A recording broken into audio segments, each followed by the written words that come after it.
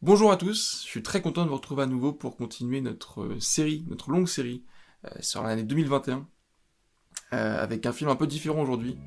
Comme vous l'avez sûrement vu sur la miniature, on va parler d'un des derniers Marvel, Les Éternels, qui a été réalisé par Chloé Zhao, qui s'était distinguée pour des films bien différents.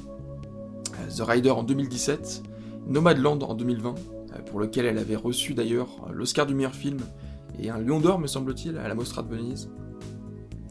Donc voilà, c'est une cinéaste qui commence à être reconnue, et qui est surtout connue pour dépeindre les milieux ruraux et précaires américains. Je rappelle que c'est une cinéaste chinoise de naissance, mais qui a réalisé tous ses films aux États-Unis, et donc ça a pu en surprendre plus d'un, en commençant par moi, de l'avoir réalisé un film de Marvel, un film de l'univers Marvel, pardon. Aujourd'hui donc, on parle du dernier film de Chloé Zhao, Les Éternels.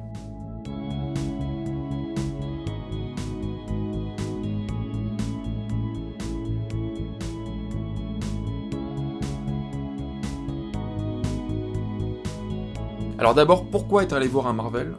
Tout simplement parce que c'est quelque chose que je connais très mal en réalité.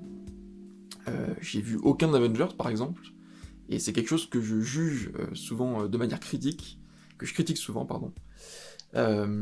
Et donc cette séance de cinéma, pour moi, c'était une sorte d'expérience, euh, une histoire de me faire mon propre avis sur le film, et puis surtout une chose qui m'a donné vraiment envie d'aller le voir, c'est la curiosité de le voir réalisé par Chloé Zhao, qui, comme je le dis dans l'intro, ne réalise pas du tout ce genre de film habituellement.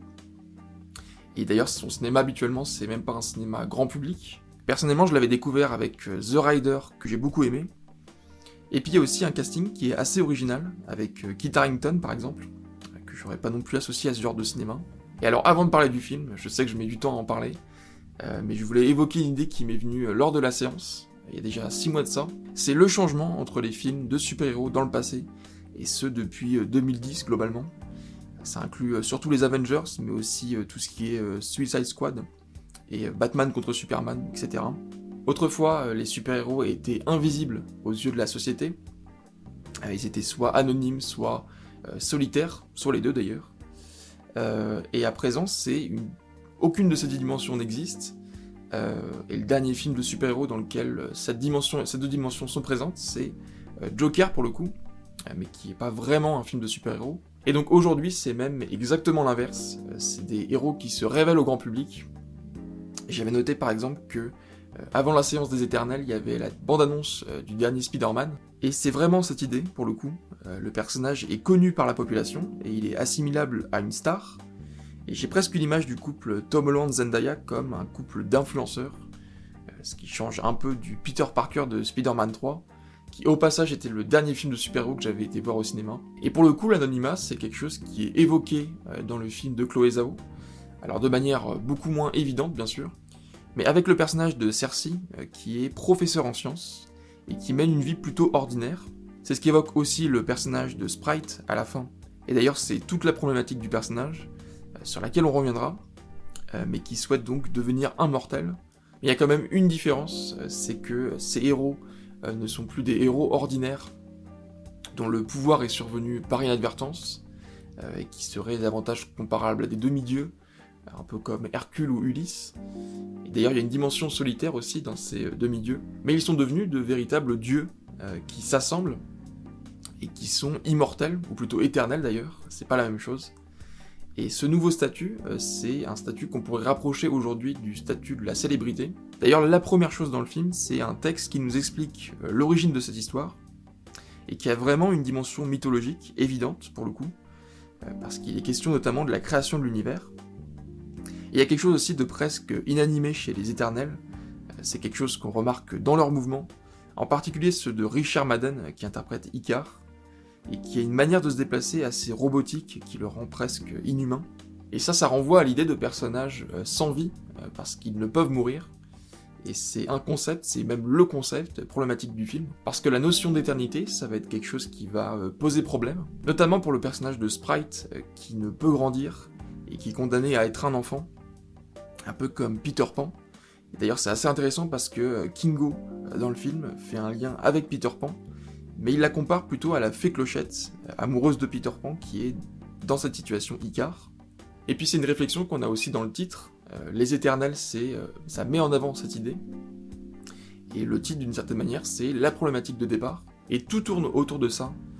Par exemple, il y a une chose que j'avais pas relevée, c'est l'utilisation de la musique Time de Pink Floyd pour le générique. C'est une musique sur le passage du temps, la vieillesse progressive, et le fait que les meilleures années de notre vie défilent sans qu'on s'en rende compte. C'est quelque chose d'ironique quand on sait que c'est pas quelque chose qui semble gêner des êtres appelés les éternels. Et finalement, à travers leur vision du monde, on va avoir une réflexion sur le présent. C'est quelque chose d'assez évident quand ils sont à Tenochtitlan par exemple, l'ancien nom de Mexico, pendant que la ville est envahie par des conquistadors espagnols.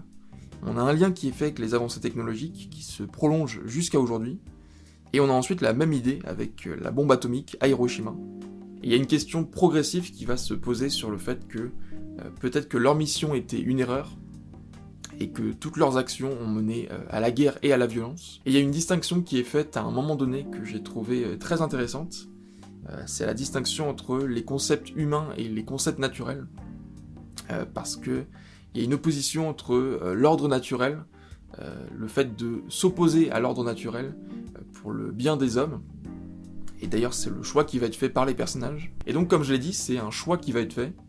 Et ce qui montre que le choix contraire aurait pu être fait aussi, aurait pu être envisageable.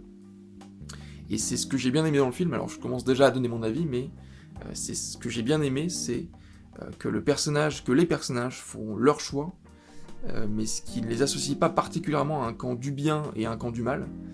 D'ailleurs, il y a un personnage à un moment qui dit que tout le monde a fait son choix avec le cœur, que ce choix soit bon ou mauvais. Mais finalement, il n'y a pas vraiment de gentils et de méchants, mais plus on avance dans le film, et plus on découvre que tout est beaucoup plus complexe que ça, en réalité. On se demande si ceux qu'on combat sont vraiment mauvais.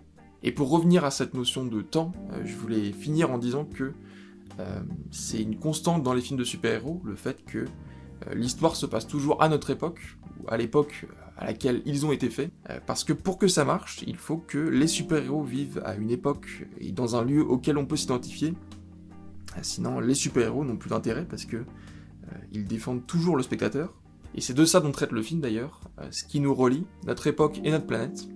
Alors en ce qui concerne mon avis maintenant, je suis sorti de la salle en me rappelant une phrase de Jean-Luc Godard qui disait que la télévision fabriquait de l'oubli, et que le cinéma a toujours fabriqué du souvenir, et je pense que je garderai pas un souvenir impérissable de ce film. Voilà, je pense que c'est un cinéma qui est en accord avec son temps, avec l'accélération du rythme de l'image, mais justement je pense que le cinéma c'est un des rares lieux dans lesquels on peut éviter ça, dans lesquels on peut prendre notre temps, et je pense qu'on ne va pas au cinéma pour retrouver le même rythme que celui de notre téléphone par exemple. Voilà, donc j'ai pas été attiré par ce film de ce point de vue-là, alors que j'aime plutôt bien les films de super-héros d'habitude. Je veux dire par là que je suis pas un mauvais client de ce genre de cinéma. Je trouve par exemple que c'est toujours intéressant de voir que ces films reflètent la société, qui sont toujours un miroir de la société. Et ça c'est même le cas avec les mauvais. Et d'ailleurs j'ai trouvé que le fond, c'est-à-dire le questionnement sur si ce que fait le héros est bon ou non, a été très intéressant, traité de manière très intéressante, que le personnage de Gilgamesh résume en disant « Je croyais être un héros, et en fait, nous sommes les méchants ». Voilà, toute cette idée et ce dont j'ai déjà parlé avant, j'ai trouvé ça très intéressant. Tout ce qui implique la remise en question éthique des personnages. J'ai trouvé que les acteurs étaient aussi très justes, tous.